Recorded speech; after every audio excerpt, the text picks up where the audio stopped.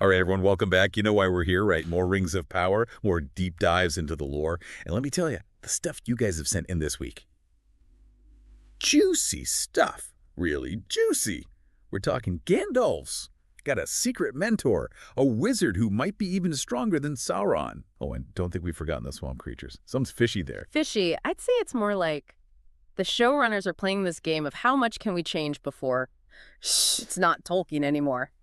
Buckle up, folks. We're going in. First on the docket, Yeah. Gandalf, our boy Gandalf, hanging out with Tom Bombadil. I mean, I was excited to see Tom on screen, don't get me wrong. But this analysis we got, it claims Tom's his mentor. That's causing a ruckus with the fans. Why is everyone so up in arms about Tom showing up like this? Well, imagine, right, you're reading this prequel to, say, Sherlock Holmes, but suddenly Sherlock's being mentored by Hercule Poirot.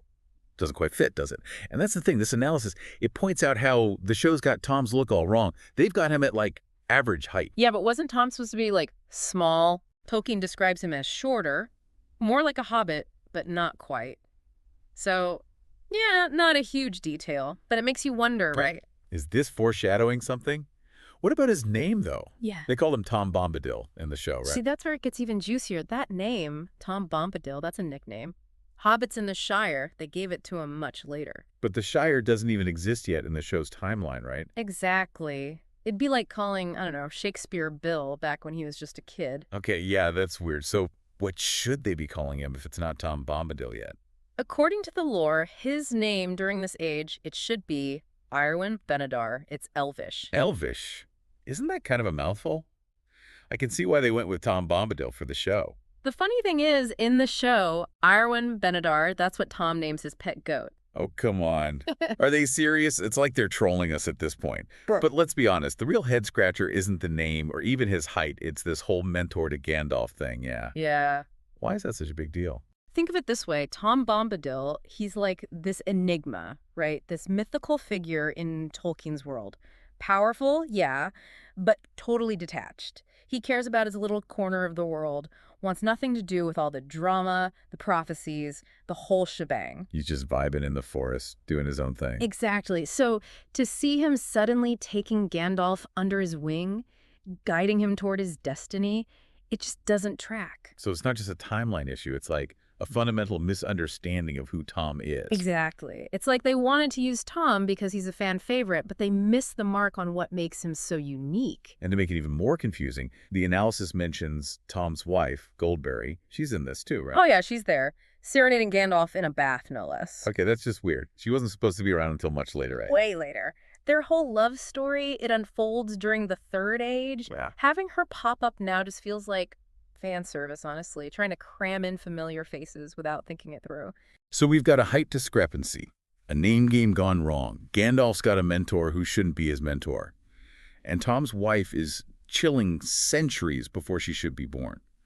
What does it all mean? It seems our deep dive into the mysteries of Middle-earth has only just begun. Let's move on to another curious character, shall we?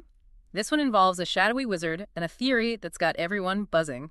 All right, so shadowy wizard time. Our intrepid analysts have hinted that he could be a Nazgul in the making, maybe even the Witch King himself. Oh. I gotta admit, when I first read that, gave me chills. But then it hit me. Didn't the book say something about the Nazgul being... Not quite on the same level as our angelic friend here. Yeah, the Nazgul, they were men, right? Yeah. Not these, whatchamacallit, mare. You got it. The analysis actually really hammers that home. It reminds us that none, not a single one of the Nazgul were mare. Those rings Sauron handed out, those were tempting, seductive, but they twisted those men, corrupted them over time. It's a slow burn, not a sudden switcheroo. Okay, so if this shadowy figure isn't going to transform into a Nazgul, then what is he? He's obviously got some serious magical mojo going on, and the analysis even implied he might be more powerful than Sauron. And that's where it gets really interesting. The analysis throws out this wild theory. What if he's one of those two unnamed wizards? Tolkien just kind of mentions. Wait, those guys?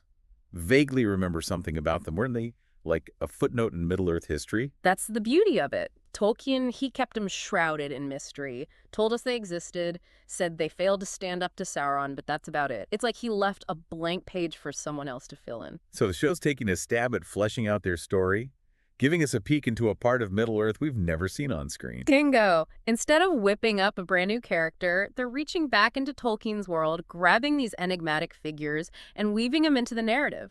Clever way to honor the source material while still expanding on it. Okay, I'm sold. If this theory pans out, it could rewrite everything we thought we knew. It really makes you wonder what other secrets are buried in those books, just waiting for someone to unearth them. Well, speaking of secrets and potential rewrites, Mhm. let's talk about the Harfoots, their storyline. It's taking a few detours, let's say, from the source material. Something about how they were divided and their reasons for migrating, it Yeah. just felt a little... Off. Right. The analysis points out how the show's portrayal of Harfoot history, their social structure, why they're even on this journey, it doesn't quite match up with what Tolkien wrote. So it's not just details, it's like a completely different picture of their society. Does it really matter? It's a good question. Some folks might say it's just simplifying things for TV, right? Make it easier for a broader audience to follow. But then others might say it kind of cheapens the whole thing, like they're just pawns in the story instead of a real culture with depth. So are we saying they sacrificed accuracy for entertainment? It's a tightrope walk, that's for sure. And it's not just the Harfoots either. Remember that swamp serpent, the one Arondir ran into? Oh yeah, that thing was the stuff of nightmares. But it did feel kind of out of place, Right. even for Middle-earth. There's a reason for that. The analysis, it straight up says that creature is a new invention, not in Tolkien's world at all. They try to give it some weight, quoting that line from The Two Towers about ancient creatures, but It's a bit flimsy, isn't it? Yeah. One throwaway line doesn't give you free rein to unleash giant swamp monsters. it makes you wonder, are they honoring Tolkien's vision or just winging it? And it seems like we're back to that question again with the Barrow-wights. Don't even get me started on those guys. They were like unstoppable killing machines, piecing themselves back together, whipping chains around. They're not supposed to be able to do that, right? You remember correctly, the analysis backs us up those abilities. Totally made up to the show. The Barrow-wights Tolkien wrote about, they were way less powerful, more like reanimated corpses, not masters of death. So we've got creatures that shouldn't exist, entire histories being rewritten. It's starting to feel like the showrunners are playing a dangerous game here. Definitely keeping us on our toes. But let's not forget the biggest head scratcher of all. That whole messed up timeline.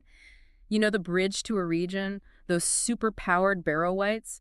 Did Sauron wreck that bridge before or after he left a region? And if it was already destroyed, how did Galadriel and Elrond even make it to Lindis? Seriously, it's like they're building this world with one hand, then smashing it up with the other. We're left going, wait, what just happened? So about that bridge, if Sauron wrecked it on its way out of a region, like, wouldn't someone have noticed? That's a pretty big hole in your kingdom, Mhm. not to mention a horde of Barrow-wights just hanging out. You'd think that'd ring a few alarm bells, right? And speaking of things that don't make sense, the analysis brings up Galadriel and Elrond's little stroll. They went on footy. If they were in such a hurry, wouldn't they have, ridden horses? Unless, were they trying to be sneaky, Have avoiding Sauron's patrols? But even then, horses can be pretty stealthy. Exactly. It feels like they wanted that shot of them trudging through this desolate landscape, even if it doesn't logically track.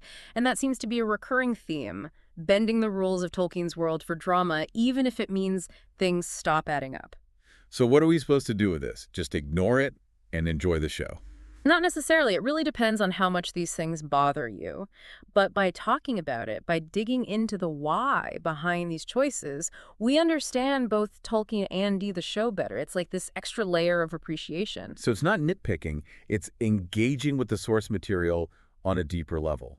I like it. Okay, So for you, what was the biggest head scratcher? The thing that made you go, what are they doing? gotta be Tom Bombadil, right? It's Yeah. just such a weird choice. Makes me wonder if there's a master plan, something that'll make it all make sense eventually, or maybe they just really wanted Tom to sing on screen. Who doesn't love a good Tom Bombadil song, am I right? Hmm. But yeah, it's those kinds of mysteries that keep you hooked. And that's the beauty of a good deep dive. We don't have all the answers, but we've got the questions. And hopefully we've sparked some curiosity in our listeners.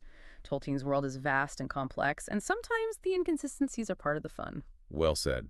Looks like our journey into Middle-earth has left us with more questions than answers, but hey, maybe that was the goal all along. The real adventure is the search for those answers, right? Until next time, folks, happy reading and watching.